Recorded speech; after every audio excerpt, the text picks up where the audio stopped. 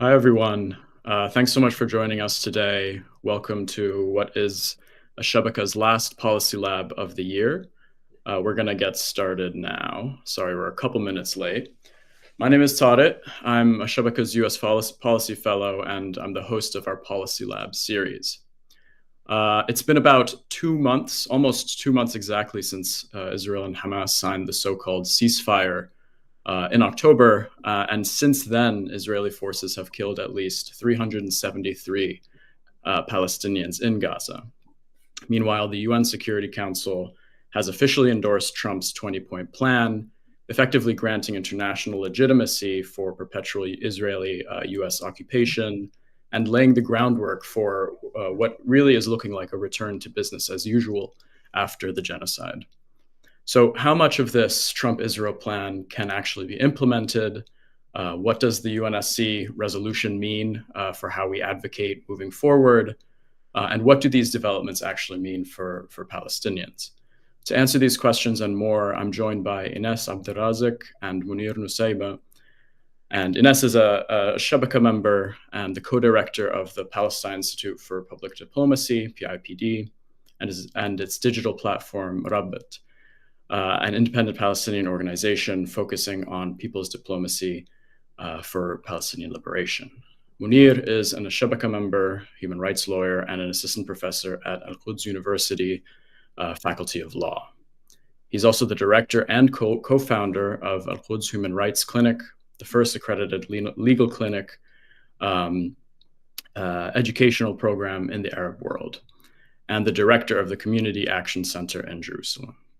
So before we get into it, just a quick reminder about the format for today's discussion. I'm going to be posing questions to Munir and Inès for about 45 or 50 minutes, and then we're going to save, about 10 to 15 minutes at the end to get to questions from you, the audience. So please feel free to submit any questions that you have by clicking the Ask a Question button that should be somewhere around the bottom of your screens, and then you can also upvote questions that you find particularly important. And so we'll do our best to get to as many of them as possible with the time we have. So to get started, Inès, I want to start with you. Since the ceasefire went into effect, as I mentioned, Israeli forces have killed over 373 Palestinians in Gaza alone. That's not to mention what's going on in the West Bank. Just to get us started, could you give us a breakdown of what we've been seeing since the signing of the so-called ceasefire? And kind of talk about if it's even accurate to call this a ceasefire at this point. Thank you, Tariq, and thank you for having me. And good to be with Munir as well in this discussion today. Well, I think you said it right. I think the fact that Israel has killed over 370 Palestinians in just less than 2 months is what many Palestinians had predicted, that the announcement of a ceasefire, the building and the pretense of building a political process has effectively normalized another way and another form of Israeli violence. And so while I think the intense daily bombardments have somehow stopped, yet many Palestinians in Gaza still live with drones over their heads, still have been killed, children have been killed, and there's been bombing in certain areas of Gaza. So I think the reality is that we have a lower intensity genocide, and I think a big threat at the moment remains mass ethnic cleansing of Palestinians from Gaza. I think that threat and that risk is still very much there. And of course, that has normalized the violence in the rest of Palestine, especially in the West Bank, where we've seen, a tremendous increase of Israeli violence, whether it's from the army or from the colonial settlers. And especially it was very heavy during the olive harvest. So all of that violence has continued with a bit more of the green light of the international community that has hidden behind the UNSC resolution, agreements and else. And I have to add that, of course, part of the ceasefire first phase agreement and this 20-point plan that effectively was approved or endorsed by this Security Council resolution was first and foremost adopted around the idea that a ceasefire would then enable full-on humanitarian aid because there is starvation in Gaza. And that starvation continues. Why? Because most of the humanitarian aid that's needed is still blocked. If you look at the numbers that have been reported by humanitarian orgs, like they're saying that 73 to 80% of their requests to enter aid, to enter trucks have been refused. That there is more than $50 million worth of goods, essential goods that are out. The Israelis have allowed commercial goods to go in. That means actually that more chocolate bars and cigarettes, have entered rather than the actual, needed nutritious food and basic needs have entered. And when it comes to shelter, we're now in winter, temperatures have lowered. There's heavy rains that we have had in Palestine, and basically people are without shelters. Like you have 1.5 million Palestinians who are now ghettoized, concentrated in a tiny part of Razek, who need shelter, and that those tents, those essential materials for shelter have also been denied. So that's, I think, is just an overview, and I think it's just a sign that effectively we've been before of a strategy of Israel to really go into this pretense of processes and political agreements so that they would continue their control, advancing their colonization in other forms. Thanks, Inès. Like you said at the beginning, there has obviously, when we speak to people in Gaza, obviously they're very thankful that there is a ceasefire now, because at least it's brought a lower intensity of airstrikes and bombings. But I think, the other side of that coin is that during the weeks and months leading up to the signing of the ceasefire, there was mounting pressure on Israel from various corners of the world, and obviously that didn't really do anything to stop the genocide. But could you talk a little bit about how, what you were saying at the end of your first response, in terms of how Israel has used this process to, in a way, distract the international community from mounting pressure on Israel to end the genocide in a more conclusive way? How are they using this process in a way to distract people, or in a way to continue the genocide and the ethnic cleansing process in a more piecemeal way, and in a way that can be normalized? Could you speak a little bit about that, Inès?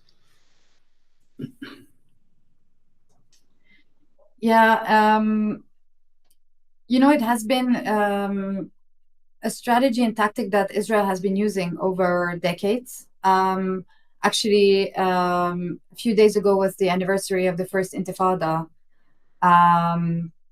And whether it's when we think about the end of the first Intifada or the end of the second Intifada, the Oslo agreements, Israel has used negotiations and political processes to basically what they call, obviously for them, peace, calm, these pauses to basically cement and advance further their hegemony, their control over Gaza. So right now we're seeing that very clearly.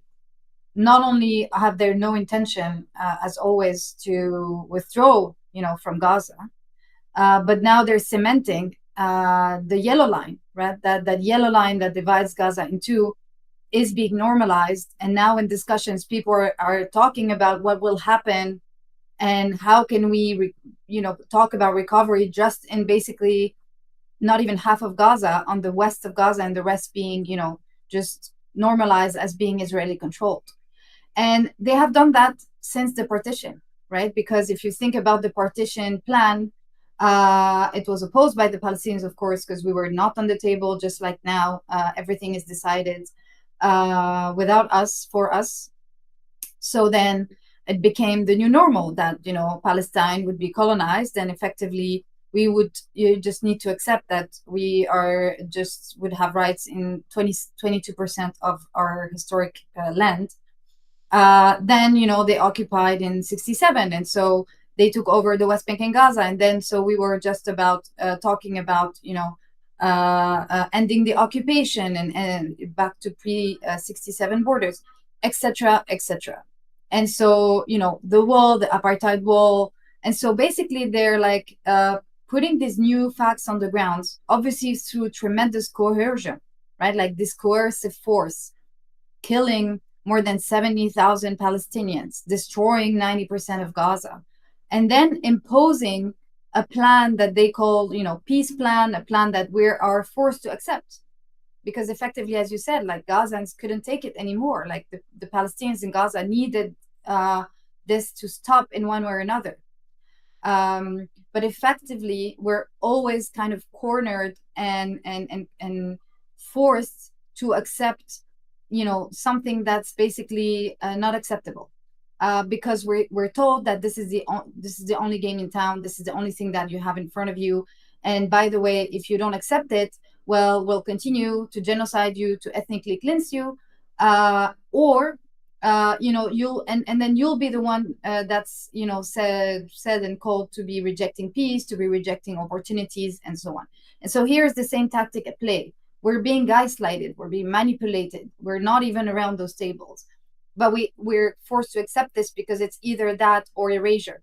And so and the complicit in that are obviously the international community, which we can talk about later. But it's a choice made by those powerful actors who could have leverage to change that, for that not to happen. And so we're in that moment where, just as always, Israel is treated as an actor of good faith with whom we have to engage, with just whom we have to sit around the table, instead of basically a genocidal colonial state that should be held to account, and that under all of the existing agreements that remain valid beyond this UNSC resolution, all states have an obligation to, sanction.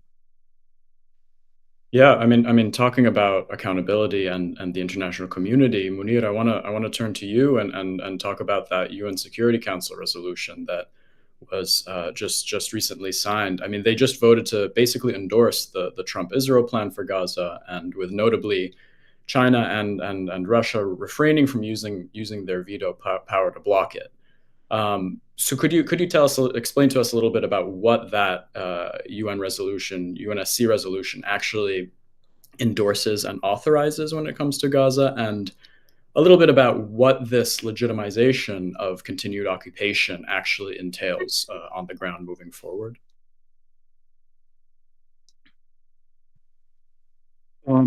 Thank you very much, Tariq, for having me. It's an honor to be with you and with Inès as well on this panel. Well, this Security Council resolution is actually quite a disaster. Over the past couple of years, we have been observing international law in action. We have observed the International Court of Justice issuing 3 orders to Israel in order to, as part of the South Africa versus Israel genocide case, 3 sets of provisional measures ordering Israel to stop certain genocidal acts as a provisional measure, which Israel ignored. Israel ignored all of them during the past couple of years. The International Criminal Court during the past couple of years have issued arrest warrants against Netanyahu and Gallant. We have had multiple reports from UN agencies and UN bodies like the Special Rapporteurs, like the Commission of Inquiry, which was mandated by the UN Human Rights Council to examine the situation in Palestine. We have had all of these mechanisms confirming that there is a genocide, that there are, international law is being breached greatly. However, when this ended in this resolution, what actually the message that was delivered is might makes right, and international law has no value whatsoever.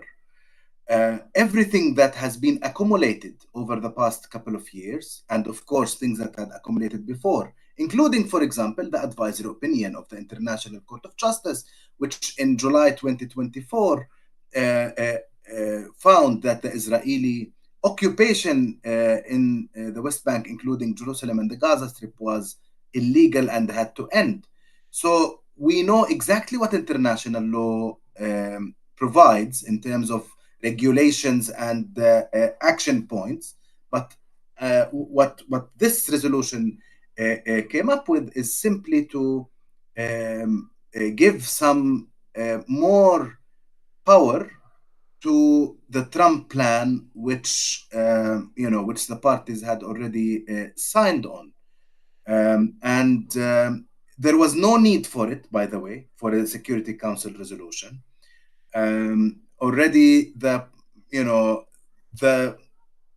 force that Israel managed to impose on the ground with a continued genocide eventually reached the end that they wanted, basically. They managed to get some level of control over the Gaza Strip, and the gradual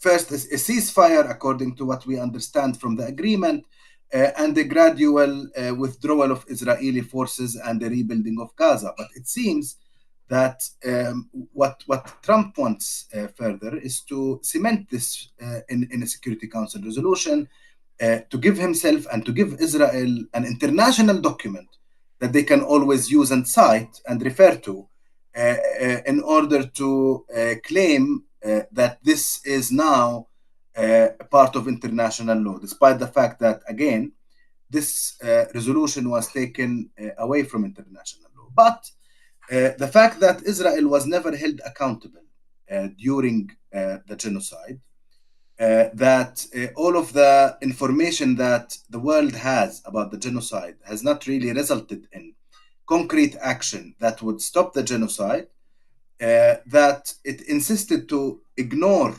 the International Court of Justice decisions and advisory opinions, and that it had the full support of the United States as well as other countries, it managed to eventually force the continuation of occupation. And the weirdest thing about this resolution is that, on the one hand, it is totally against what came by the International Court of Justice, which said that the occupation has to end. So this is quite a weird reality.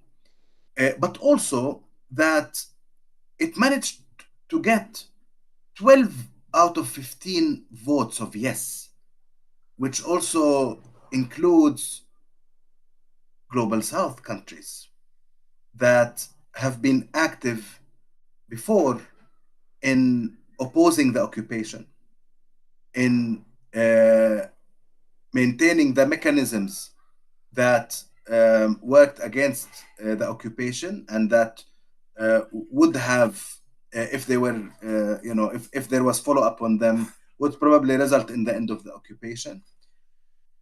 So it was a resolution that was also supported by these countries. And of course, we understand how it was supported. It's supported with bullying mainly, right? Including Palestine, which did not really object, but did not really say yes. But it was also happy that, the right of self-determination was mentioned in the resolution in some language. For them, for the state of Palestine, it was progress. They were like, this is better than not mentioning it. Because in the first drafts, apparently there was no mention of the right to self-determination at all. But at the end of the day, this resolution gives first separates the Gaza Strip from the rest of the occupied Palestinian territory, and gives the administration of the Gaza Strip to some international body that is governed by the United States, even though it says a Palestinian Council. But which Palestinian Council? Who appoints the Palestinian Council? Where are the Palestinian people when it comes to this Palestinian Council? The Palestinian people are totally absent. We are back to the days of mandates and trusteeship, where certain countries feel that they have the opportunity to control your life because you are not mature enough, because you need further reform, as in this case it was mentioned that the Palestinian Authority has to reform itself, and then we can start thinking about where it goes.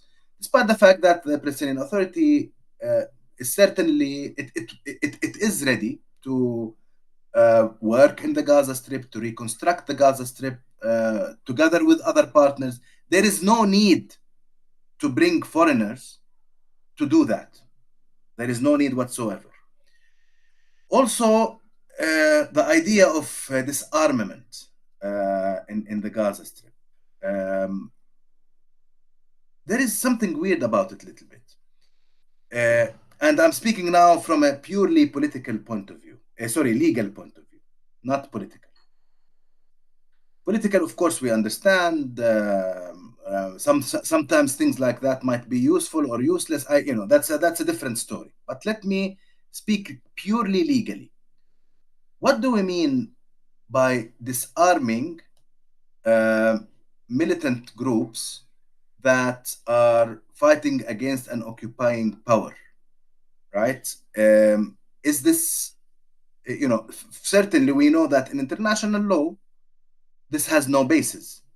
It basically means that there should be monopoly of force for the occupying power itself, which is contrary to the idea of occupation. The Israeli occupation is illegal and Palestinians have the right to self-determination.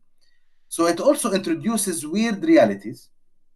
But again, they could only be interpreted, if one day we will have to interpret it and try to find any logic in any parts of it, with the mandate to promote peace and simply to end what maybe they would like to call war, but actually it's a genocide. But again, we go back to what Inès explained in her intervention. The genocide has not stopped until today. So we are still witnessing daily murder.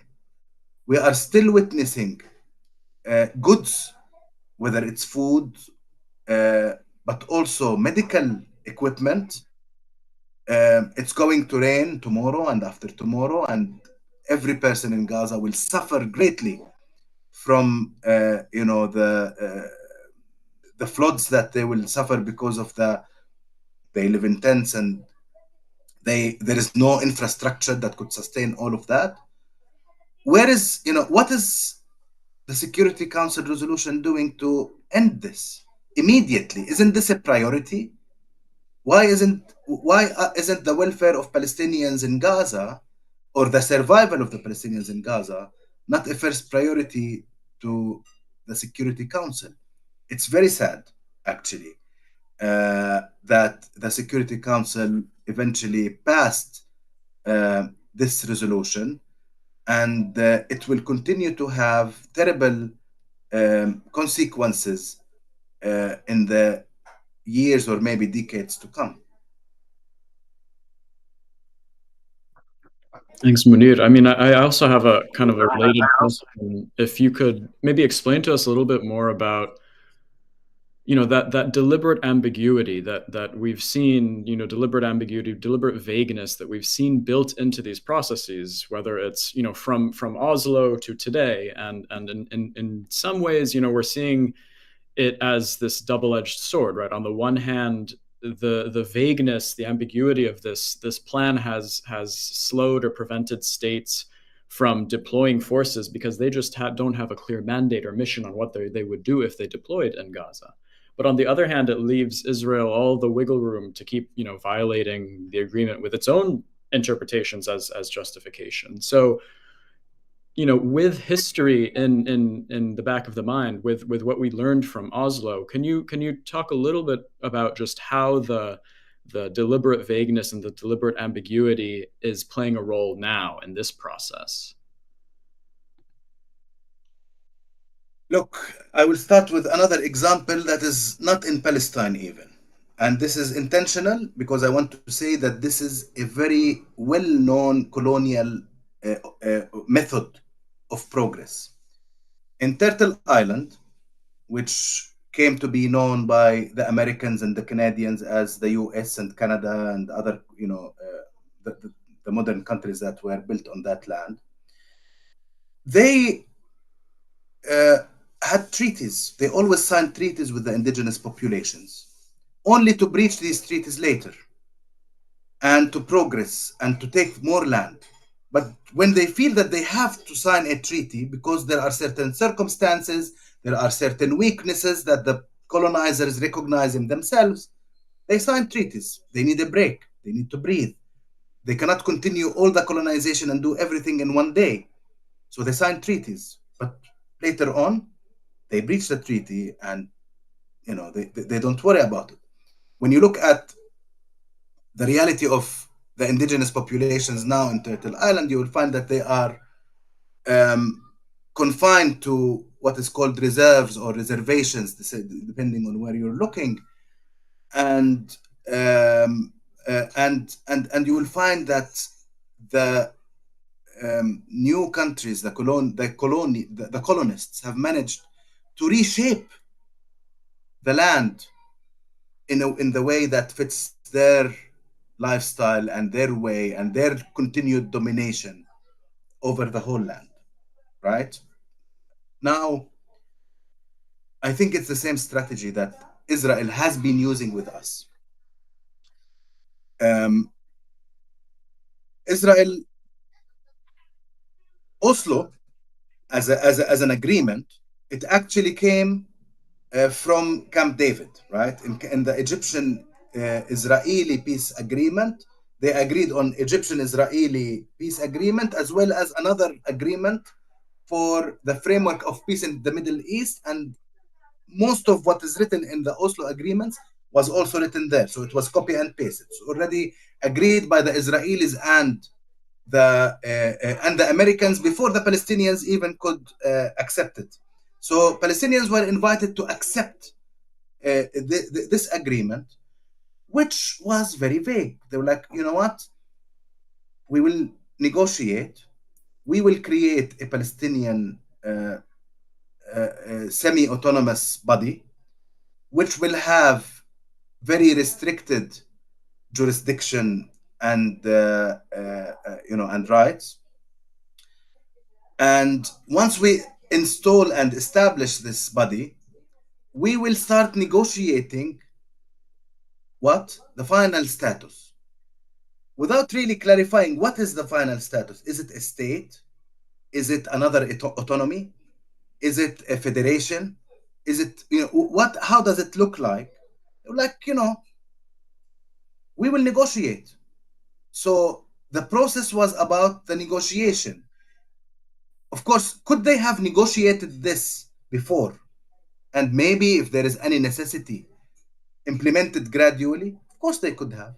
They could have on the first day, before entering Oslo, say, you know what? We will agree a comprehensive agreement, a peace treaty, and then we will implement it. But no, Israel does not want to do that. And we have noticed this again and again during the decades that came afterwards. We have also witnessed it during the genocide. Every time there was a ceasefire,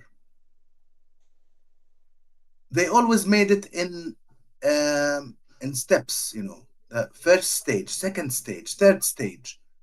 But then you don't know what is the last stage exactly. There is some sort of vagueness in how the last stage will look like. And this is because they don't want to define a last stage. The last stage, from their point of view, must be forced with with Israeli and American colonial force. So now there is a yellow line. What is this yellow line? Is it going to disappear? When is it going to disappear? Well, there is the idea of rebuilding Gaza. But who is rebuilding Gaza? According to whose interest is Gaza going to rebuild? Today, I had an event where I heard from one of the Gaza professors from Al-Azhar University that he understood that there's a plan to build an American university in Gaza, in the area that Israel controls in Gaza. Now, I haven't verified this information myself, but I'm just sharing what I heard. And I think it's very relevant and very important. And he says, why do we need? And so now I'm it's very important here to share with you what the professor from Gaza expressed. Why on earth do we need an American university in Gaza? We have universities that have been destroyed. The first thing that we must do is to rebuild our own universities, our Gaza universities, Al-Azhar, the Islamic, Al-Aqsa, etc. All the different universities that have been demolished by Israel and paralyzed by Israel, and to give them life again. That's the normal reconstruction.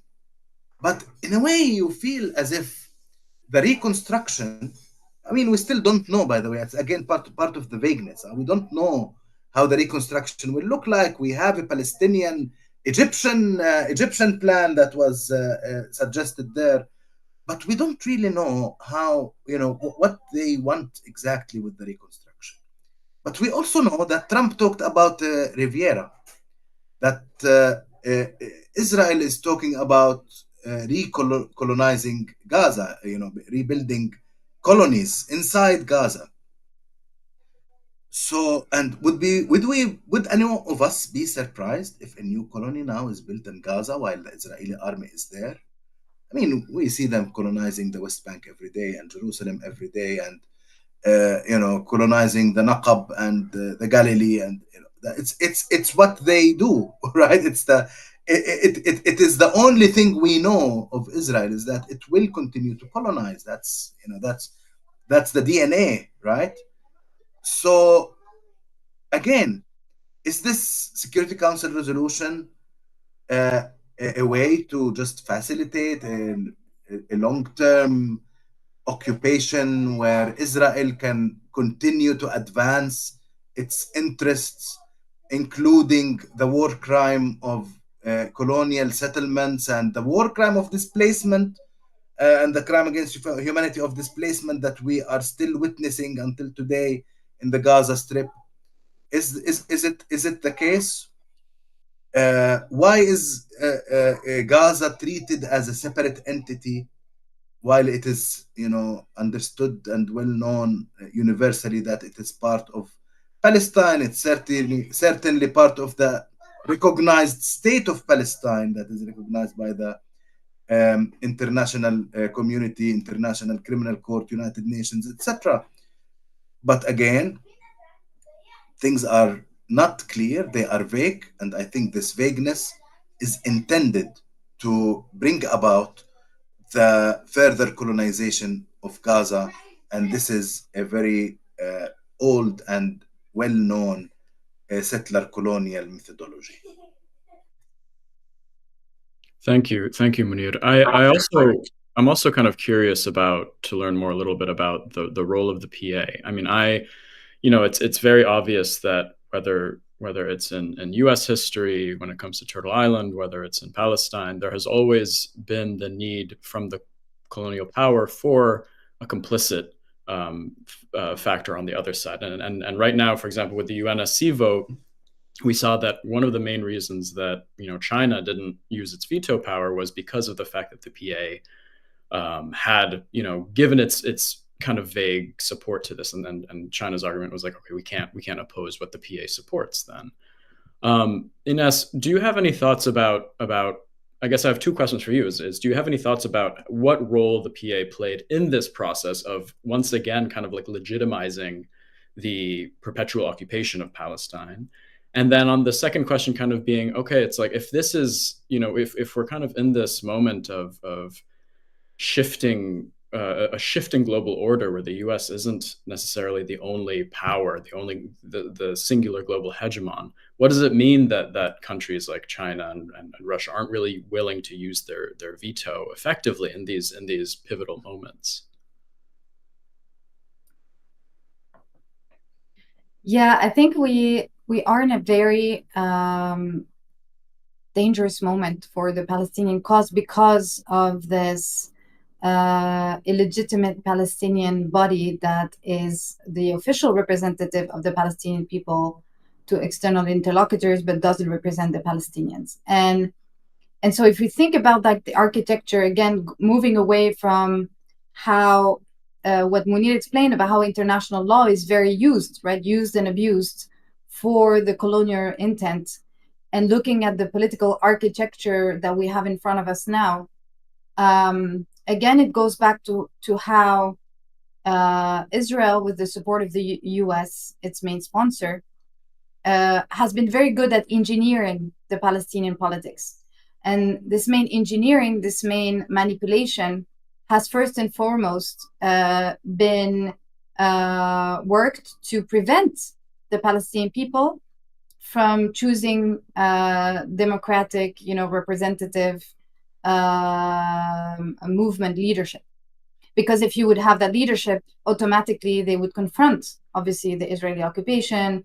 They would, put a strategy that includes all sorts of resistance and types of struggle in the strategy, right? A political strategy, an armed strategy, and all of that. Obviously, Israel has been working hard at preventing that. The PA is an instrument to that. And so, as Munir repeated, there's many other colonial, examples in history where you always have the co-opted elite, right? The body that is effectively managing the colonial control. And that's what is what the Palestinian PA leadership has become. It has become a subservient to Israeli interests. And so in that context, in the past 2 years, because the PA was so irrelevant in what was at play, right? You have Hamas, who did the attack on 7 October, and the dynamics that were obviously the leveraging and the genocide was all like the PA was very irrelevant in all that. And now, in order to be around the table, which they are not, still until today, they are not, they are bound to accept every single demand and compromise, again, written for Israeli interests, that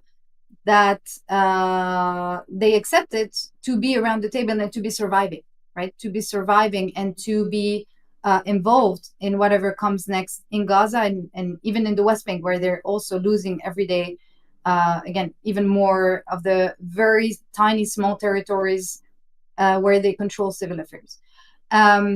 And so, again, the same with the architecture of Oslo. I think what's at play, we have to realize here, like, after Oslo, there was a whole architecture called the Ad Hoc Liaison Committee and all of the different architecture behind it, where you have the donors in Israel and the PA sitting around the table and deciding what are the infrastructure projects, what is the state building that we're going to do. And there, Israel is around the table and vetoing whatever is in the interest of the Palestinians. Water infrastructure, Area C infrastructure, everything that would have made the Palestinian state that they were supposed to build, that obviously Israel has continuously vetoed. And then the donors have just like maneuvered around it. And so the same is at play right now with this plan. So this plan is much worse, obviously, because it completely divides West Bank, Gaza. It only talks about Gaza. And now, the idea is that there is a board of peace completely controlled by internationals. Maybe they put one Palestinian token chosen individual to be in there. So there's talks, about Tony Blair, if not Tony Blair, Nikolai Mladenov, who used to be a UN envoy, terrible person, also very close to the UAE interest, who also was very much playing into the, Palestinians complain all the time, they should accept what they're given. We are here to, work for both sides' interests, and this kind of approach to negotiations.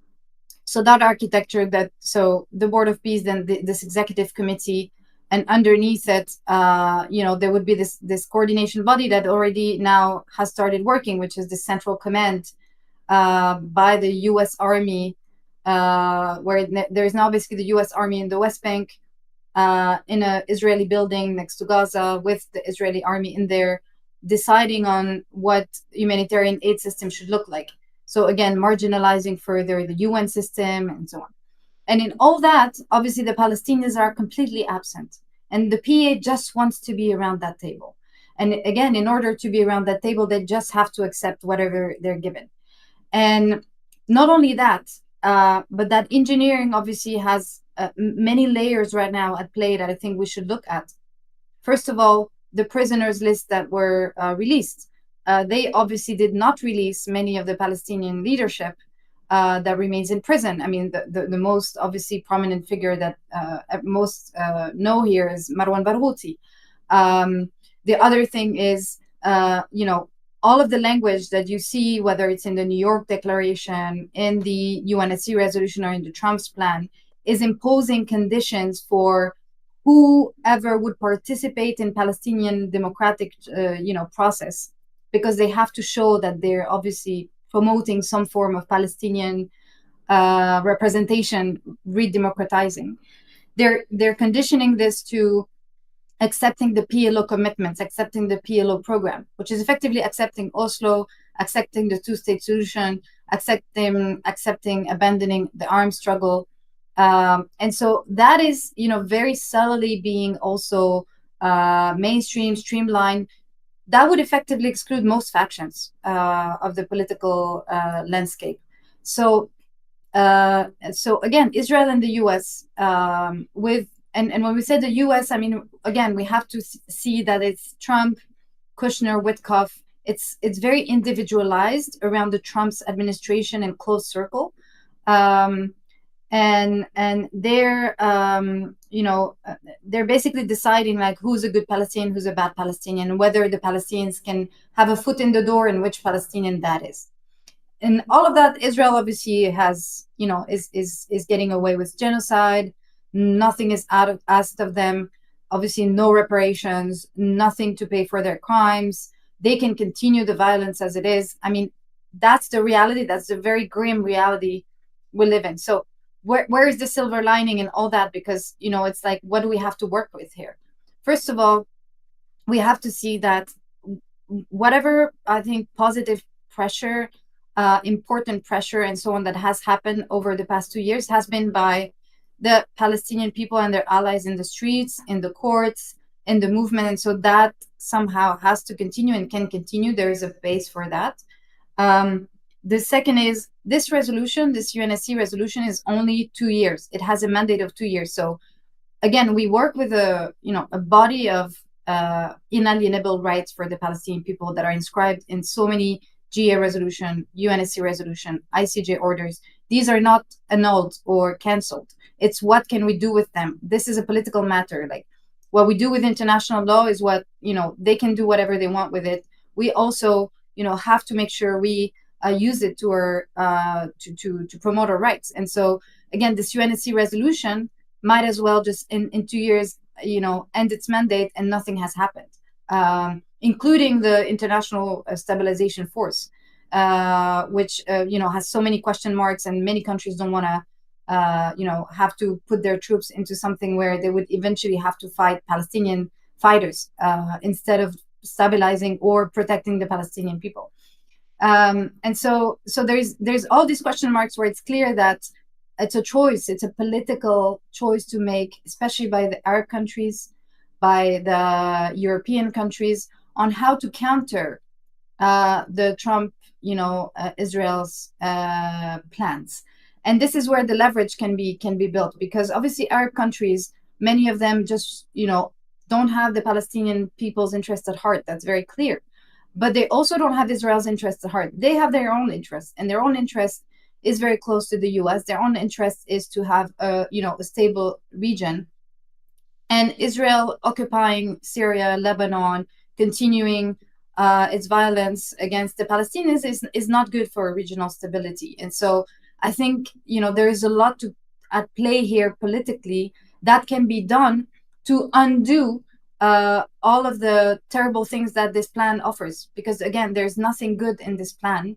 We just have now to see in that reality, how do we move? And we as Palestinians, we have to continuously fight to be able to, again, have a unified Palestinian leadership, which most Palestinians are asking for. And what tools can we use? What tactics can we use in order to get there without signing on, again, these coercive measures, these colonial measures that are trying to decide for us who rules. Yeah, I mean, I think one final question I want to ask before we turn to the audience questions, if there are any. I mean, staying on the same subject of what to do moving forward, right, Inès? I'm looking at, public discourse around Gaza now after, 2 months after the signing of the so-called ceasefire. And there's no doubt that people have turned away. And there's a lot less attention on Gaza. And you can debate whether that even the attention did anything when it was at its peak. Of course, that's a whole other conversation. But there's no denying that this has distracted people from activism, from advocacy, and largely because so much of the calls before this quote unquote ceasefire was signed was limited to ceasefire now. Like that was the slogan of much of the movement in the US and across Europe. And so obviously when the quote unquote ceasefire was signed, that causes a lot of people to say, what do we do now that that's signed, even if it's not an actual ceasefire? Inès, could you maybe, I want to hear from both of you, but maybe Inès, you could kind of add to what you were saying in your last intervention, just in terms of what this means for actual advocacy efforts moving forward, in terms of how we regain public attention to this issue, whether that's even the right approach to do, whether this public opinion push that we've been really working on for years now is the right approach. Could you tell us a little bit more about how you kind of perceive our advocacy and activism, how it needs to change now that there is this quote unquote ceasefire in place? And then Munir, I'd love to hear your thoughts as well on that same question after that. Yeah. I think, first of all, and Munir would know that better because that's less of my area, but I think everyone who, has international law as the core of their advocacy fight, there needs to be reckoning with how to transform that, again, to reckon with the fact that international law is used for colonial interest, right? And so I think like people like Noura Arakat and others repeat that much better than me and explain that much better than me. But in fact, I think it's about, the platforms like the UN and so on are there. It's a purely defensive and sort of maybe keeping some of the basics there, but it's not what will move the political situation now. The second is that there is a lot of advancing that has been done that needs to continue, especially from our allies, right? Think about the Israel tech industry. I mean, there's a lot of figures circulating about how the economy, the Israeli economy has suffered. This is what we need, is following the money, making sure that Israel is pressured and held to account, and that it basically bears a cost for its genocide. Because again, we are the ones being told to again negotiate, make compromise, as we are the ones living a genocide. So that has to continue, and there's been wins, and I think we should continue to push for that, including by using national courts and advocacy tactics, campaigning tactics to undermine these economic and material interests, and so continue in that path. In terms of the world is now aware of what Gaza is. Now we will move to a phase of education. I think a lot of the people who've heard about the genocide in Gaza don't even know that the Palestine is also about West Bank, Jerusalem, Haifa, what Palestine is overall, and that this didn't start on 7 October 2023. And so we're moving into a phase that's much more difficult, much more profound, that needs much more investment into educating and mobilizing people who've been rendered aware of the situation. And so I think we're definitely in a challenging situation, but that work needs to be done in advance, so that, again, like, I think people have started to understand that Zionism is a colonial project, but we need to educate much more around that. And so how to build, a better future? How do we decolonize Palestine towards a better future? And politically, I think it's about making sure that all of the advocacy efforts focus also on how can the international community support Palestinian right to decide for themselves. And so trying to push back against this engineering of Palestinian politics, because again, if we want to have fair, inclusive elections, processes where we have, the people who can decide on like a charter forward for the Palestinian liberation, it like essentially they have to push back against the Israeli obstacles to that, the US obstacles to that, and how we are basically told that they are choosing who decides for us. And so that's another piece of the work that I think is absolutely essential. And finally, it's how do we pressure the US and Israel? Because again, the world is very vast. I think like investing and continuing to investing together in the global South, in the global majorities influence, in the Arab countries surrounding us, in their influence, and showing that we have essentially mutual interests and things to advance that are essentially not Israeli colonization of Palestine. That is super essential because it's very clear. I mean, the US decides these days with Israel, and so the pressure has to also come from these other actors, whereby our energy has not been channeled towards, I think. Thanks, Inès. Yeah, Munir, I'd love to hear your thoughts on that same question. Yeah. Yes, maybe I want to start by saying that I have never seen in my life so much awareness and so much sympathy with Palestine as much as I have seen during the past couple of years, and maybe at the later stages more than the earlier stages.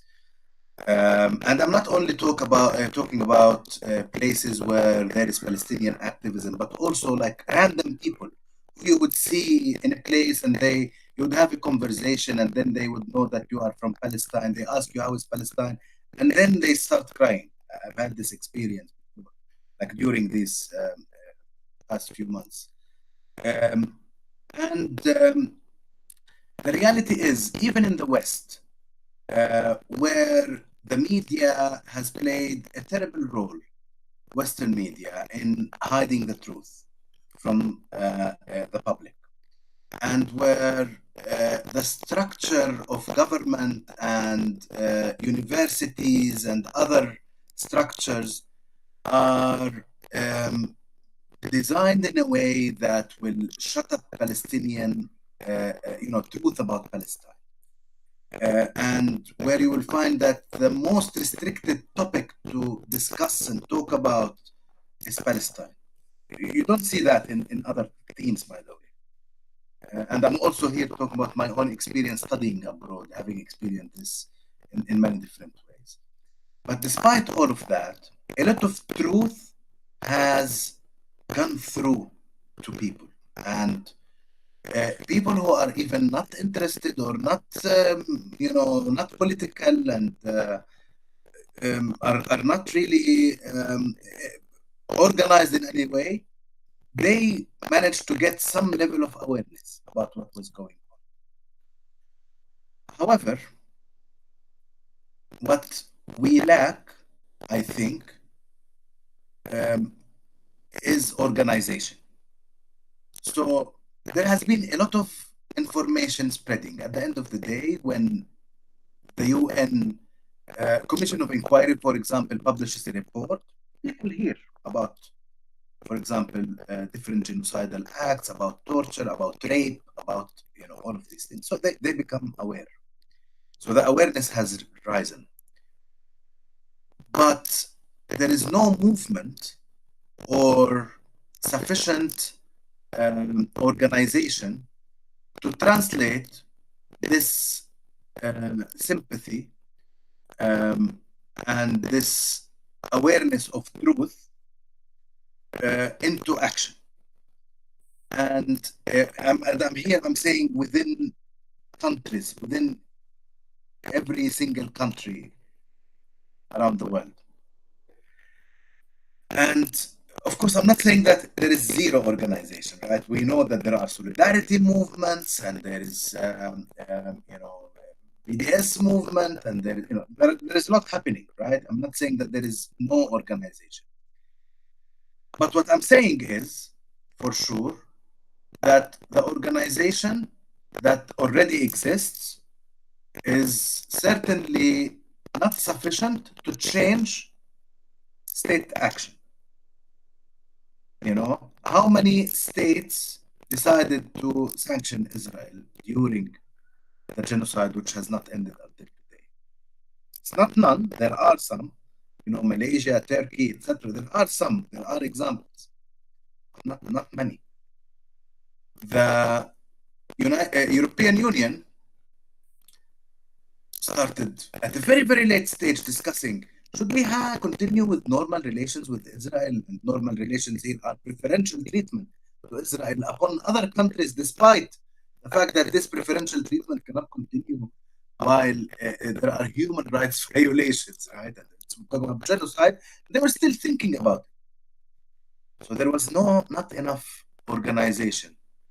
And I think also the timing of and then we started seeing what happened in Italy. And I think that what happened in Italy was unique and very special. And it was a sign that there was more organizing happening, at least in Italy, but who knows how this can spread. And then we got this so-called ceasefire, which is not a ceasefire, and later on the resolution.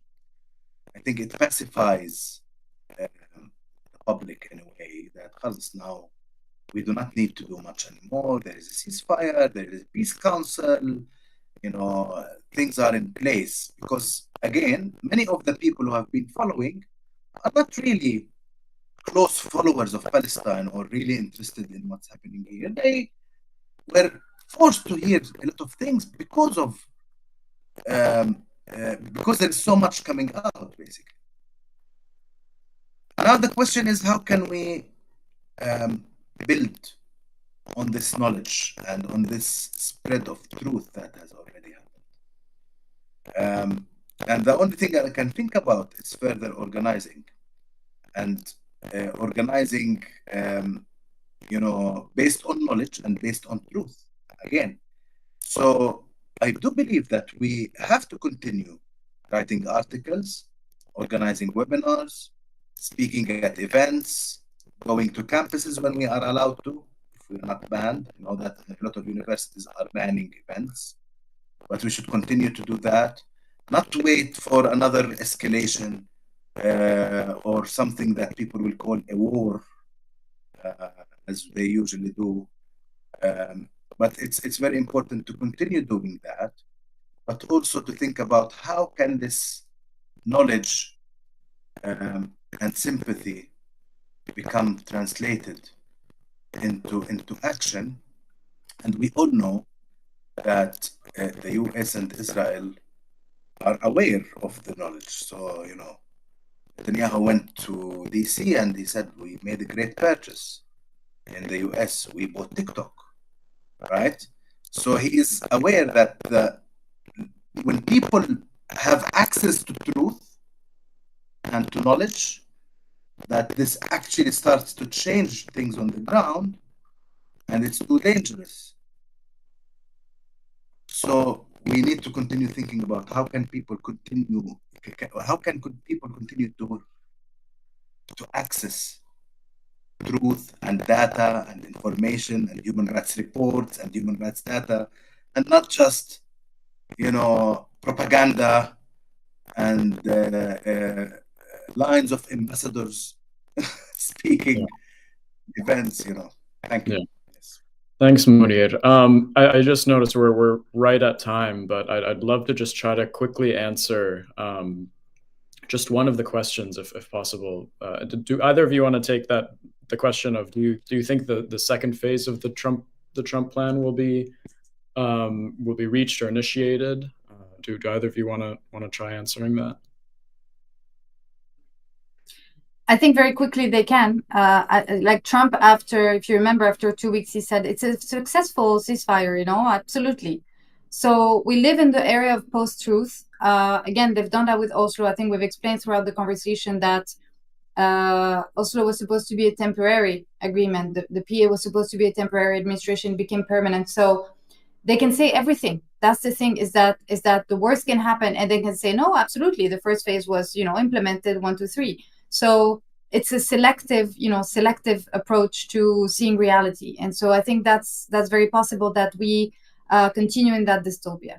On the Arab countries, I think it's important to point out, and I think if you see in the discourse, and I encourage you to really look at Saudi officials, Qatari officials, especially like the way that they present the situation now, like there was a Doha forum now. They can see that the vagueness is a problem, that there needs to be an additional initiative or something else to shape something that gives a sign that there is some Palestinian statehood, some form of the Palestinian two-state solution, or the Palestinian statehood remaining alive. They need those signals because otherwise they won't be able to normalize. Not that they want to normalize, they want what they call regional integration. So it's not that they want to normalize an Israeli Zionist state. It's not that, again, they have Palestinian rights at heart. But there is, again, something to work there, because it's not in their interest to fully have like a full-on Israeli hegemonic colonial control of Palestine in the region. And so there is stuff to work there. And obviously, it's quite disconnected from the public opinion. But as we know, those regimes are not much listening to their public opinion. They cannot go, like, especially Saudi Arabia, they cannot go full-on against the sort of people's general public opinion and will. But I think there's again some things to work there, and the Arab states are trying to, especially because the drafts of the UNSC, of the Trump's plan, all of their comments, all of their additions were dismissed, and so they were kind of also hurt in their own pride, and also kind of not being taken into account. So they're again, silver linings, very small cracks in this terrible situation that we can use. We can definitely work on that. Thank you, Inès. Thank you, Munir. Thanks everyone for joining us today and for staying on a little bit over time with us. But before we sign off, I just want to give everyone a heads up that we're actually in the midst of our annual fundraising campaign. We're about halfway to our goal of 70K. It's the only fundraising campaign we do all year. If you're able to donate, please do. You'll see a donate button that should pop up on your screen somewhere. Any amount would go a long way. And thanks so much. Thanks again, Inès. Thank you, Munir, and thanks everyone for joining us today.